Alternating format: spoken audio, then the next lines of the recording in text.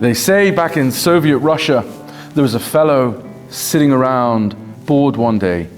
So to amuse himself, he picks up the phone and calls the KGB. Is this the KGB, he asks. Yes, they say. Tell me a joke, he says. Sure, they say. What's your address? 5 minutes later, bang, the door opens and in walk the KGB. They arrest him and send him off to Siberia for 15 years. 15 years later, he's released. He moves back to the old apartment. And one day, the same thing, he's bored, so he picks up the phone. Is this the KGB? Yes, they say. Tell me a joke, he says. Sure, what's your address? And he says, no, I know that joke already. So how many times can we tell the same joke before it stops being funny? How many times can we tell the same old stories before people lose interest? And yet here we are, telling the same old stories of the Torah yet again. First creation, then Adam and Eve, then Cain and Abel, and now Noah with the flood. So why don't these stories ever get old? And that question actually takes us right to the heart of what the Torah is. What was God's intent in giving it to us? Is it meant to be a history book, a law code, a moral guide, or something deeper? A way for God to speak to the whole human being, heart and mind together. Because Torah's purpose is to teach us how to live, how to connect with God, and how to bring light into the world. And how do we do that? Through mitzvot, of course. But if mitzvot are the essence, if Torah is really about doing, then why doesn't the Torah begin with a mitzvah? Why not open with an instruction to keep Shabbat, or to light Shabbat candles, or to give tzedakah? Why start with stories?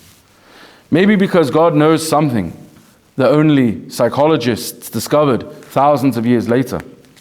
Daniel Kahneman, in his book Thinking Fast and Slow, explains that we have two ways of thinking.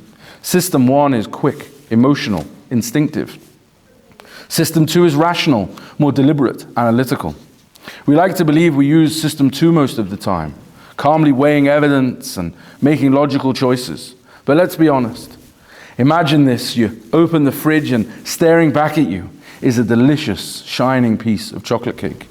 System 2 is screaming, you've already had dinner and dessert. It's 11 o'clock at night. But System 1 is telling you, reach for the fork. That's human nature. We feel before we think. And that is why the Torah begins with stories. Because stories speak to our hearts before they reach our heads. They stir the imagination, they awaken emotion, and only then teach the lesson. God doesn't just give us commandments, He gives us characters. He gives us Noah, Abraham, Sarah, Joseph, people we can see, feel, and relate to. Through them, He teaches us not just what to do, but who to be. You can see this same truth playing out in the world around us.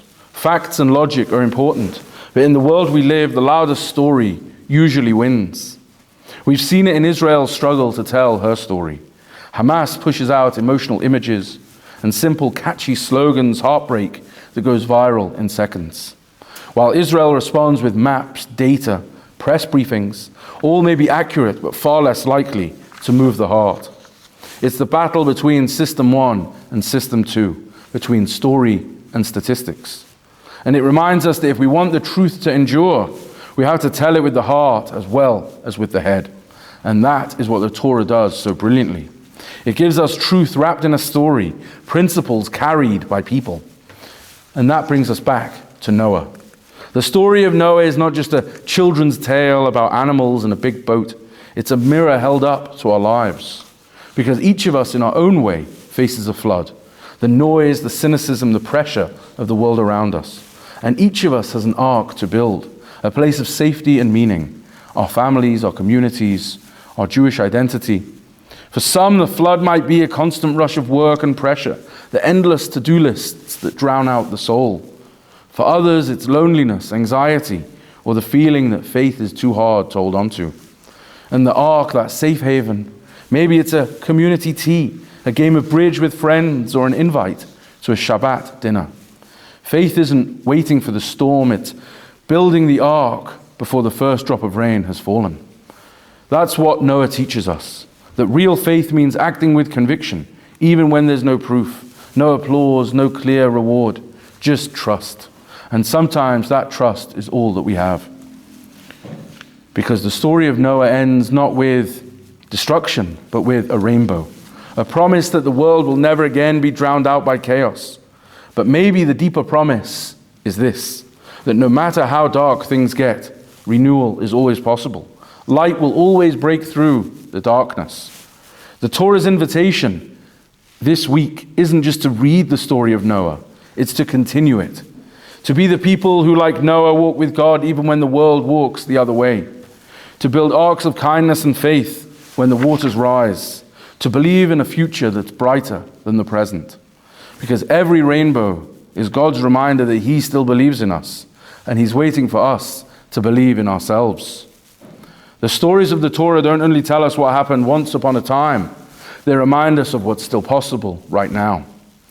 So next time you might be wondering, what's with all these biblical stories? Can't we just skip them over? We've heard them all before. Now you'll know the answer. Because stories are how God teaches. They're how we learn, they're how we change ourselves, our families, our communities, and the world, if we just allow ourselves to step inside and experience them. Shabbat Shalom.